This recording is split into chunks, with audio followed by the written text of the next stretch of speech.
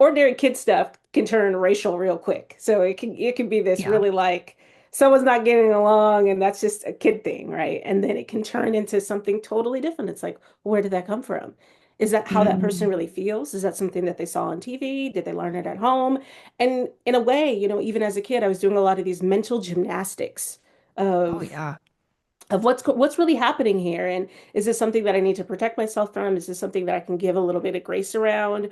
Or like I said, how do I navigate through that? So I think oftentimes that is what you're seeing, and I think a lot of people of color spend so much time in their own life, um, kind of examining and figuring it out, and then we are in some ways, I would say this is like diversity 1.0 of I think the attempt to center the lived experiences of others often was voyeuristic in a way. Mm. Like, oh, so it's, you know, X Heritage Month or cultural celebration or Pride or whatever the case may be.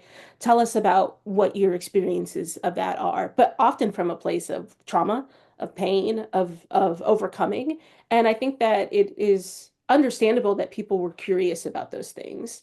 Um, But and also I, they want to feel good. So tell me a story that makes me feel like I contributed to this and I feel good and yeah, hopeful. And then we go back to living the way that we're comfortable living. yes, yes. But in that work and in that kind of 1.0 version, I think a lot of folks from Resilient Identities got more skill in talking through these dynamics, talking through their own experiences.